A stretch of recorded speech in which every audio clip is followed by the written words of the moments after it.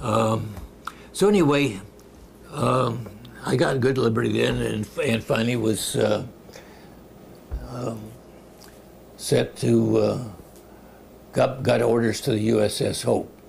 And I went down to the USS Hope, and that was probably in January. And I waited until, I think, about August before it was commissioned. And I was there all that time. We had practically open liberty all the time. And more liberty than our money, our wallets could handle. And one of the things I would do just to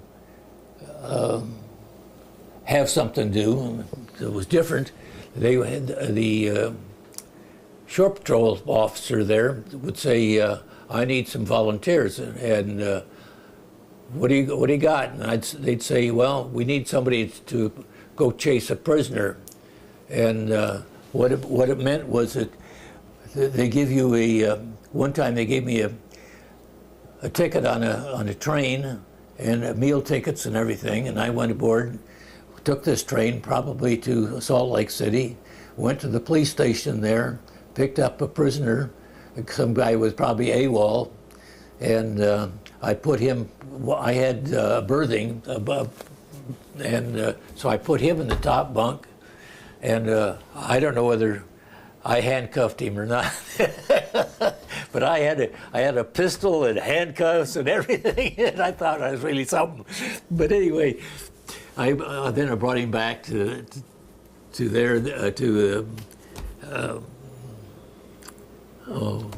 San Pedro, and where we were at San Pedro was an old federal prison, and there wasn't enough room in the federal prison for us, and one thing they did was they commandeered some of the old buildings around there, and they put us in a old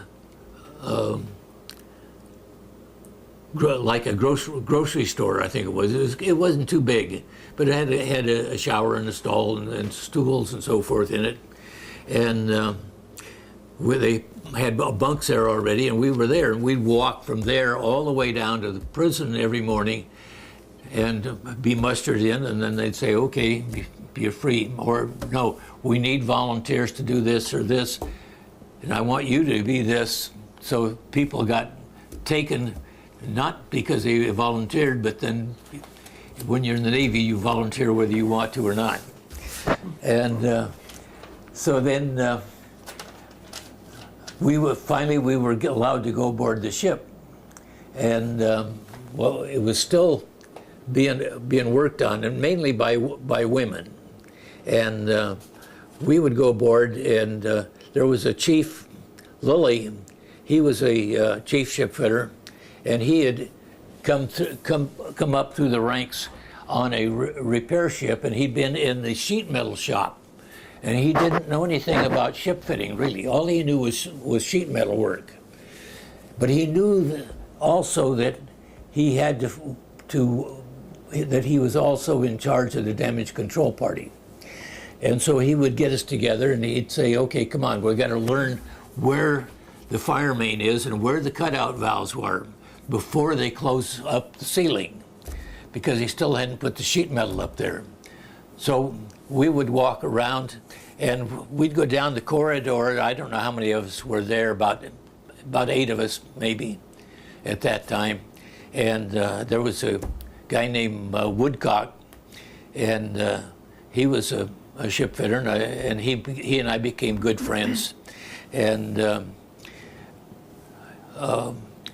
we'd walk down the corridor, and then by the time we'd turn, Woodcock and the first class carpenter's mate would take off. Then pretty soon somebody else would take off. It ended up that the chief and I and maybe 2 other guys were there. By the time we got to he'd turn around and he says, where's everybody at? We don't know. Who are you talking about? Where's all the guys? So the next morning he'd get us all together and he'd say, now this is important. We've got to go and we got to figure out where the fire main is and where all the cut-off valves in case there's damage. Well, same thing happened time and time again. And so anyway, after the ship got underway, and this guy Woodcock came around to me one day and he says, "What's with the chief? He keeps following me around." I says, "Woody, you're a ship fitter. You know the business. All I do is I have common sense and I know what to do most of the time. But you're a real ship fitter. You learned. I don't know how you did, but you." And he said, "Well, I did go to school." Well, I didn't go to school for it. The Navy never sent me to school. All I learned was mainly common sense, and that I have a lot of is common sense. But anyway, I told him, I says, the reason he follows you around is because he's learning the business from you. So anyway, like I say, well, our job was a lot of things.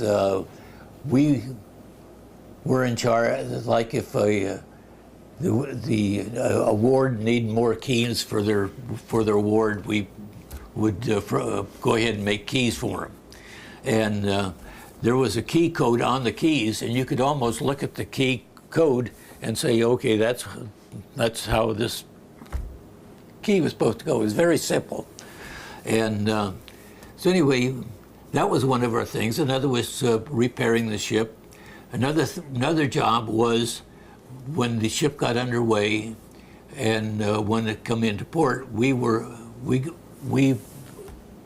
Woodcock and I would man the anchor windlass, and we were the ones that were there that went like this, and it had the motor bringing in the chain, or there was a way that you could release the chain and just let it run. And but anyway, we were up in Lady Gulf, and we would at some various times we would hear boom, boom. It would be coming through the water.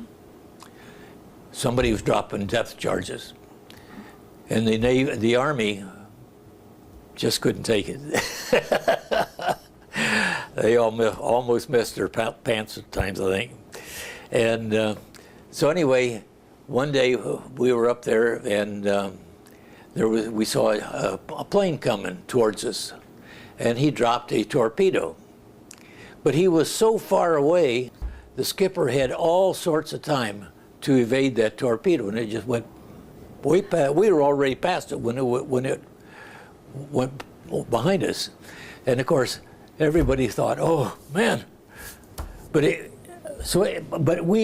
every night we would stay lit up. We would light the ship up just like a Christmas tree, and had lights over the side on a great big red cross.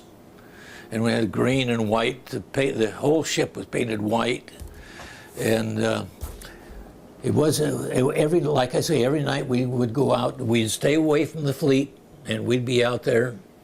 And then one night, one of our sister ships, I don't know which one, a kamikaze went into it, and it was lit up. They didn't think anything about the Geneva Convention or whatever it is. So from that time on, we darkened ship and we went into port. And I forget what's that big island down way south of all those other Japanese islands. Okinawa. We finally went down to Okinawa, and at night, everybody says, "Oh, here comes Charlie," and the Japanese planes would one Japanese planes would come over and drop a bomb, and one night it hit a ship and exploded, and we took the passenger there injured aboard. But there was times that we didn't have any passengers. and we didn't have any passengers. That meant that the Army guys didn't have anything to do. So they just wandered all over the ship and got in the way and everything. And when we would have fire drill, they would beat us to the compartment to see what was going on. And one time we had a small electrical fire, I think I told you about this, that they got there and we couldn't get to it. But luckily an electrician got there and was able to get the power turned off. But they were supposed to go to their quarters someplace, whether it was a ward they were to go to or not, or just to where they were sleeping quarters or whatever. But if there was a fire in their area, they were supposed to clear out. But outside of that, where they were not supposed to go to a fire, and yet nobody told them. But anyway, like I think I told you that one of the things that the shipfitters did, we had one guy that was a welder, and he had gone to welding school, and he come aboard, and whenever somebody would discover that, I guess a nurse would discover that there were holes coming through the shower room, the nurse's shower room, then they would call us, and we would go down, and we would send Corso up there, this welder, and he'd go up there and he'd weld up the holes. Well, I have a quick question. Whatever happened to your friend, the one beyond the sea? I forgot the Woodcock? Woodcock. Whatever happened to him? Well, he finally, when the war ended, he was sent off someplace else. And the reason we were good friends is because he found a girl, I think around San Pedro somewhere, and he'd come to me and he says, John, how about taking my place tonight? What are you doing? You got anything important? And I said, oh, go ahead. So he'd go over and see his girlfriend, and he finally married her. And he was from New York, and they ended up in New York. But I think he stayed in the Navy, and I think we saw him out in Hawaii. I don't know how we happened to run across him. Just coincidentally? Yeah. But it was at the time that we were way after the war that I was being transferred to Japan. We ran into him then. Yeah. It had to be that. Oh, oops, sorry, he'll edit that out. Oops, okay. Okay, yeah, we wanted to say, you kind of said something very interesting about the atomic testing. About what? The atomic testing that you witnessed? Oh yeah, I was one of the ships. One of the last ships I was on What was the name of the ship? was a Renville. It was APA 227, and which was a troop transport. Not like the ones that they used for World War I, where they used any of the big cruise lines ships going to Europe. But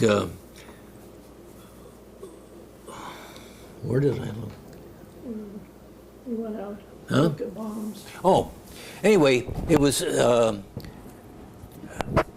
we got orders to go to around Inuitak area. Where the bomb they're doing bomb tests,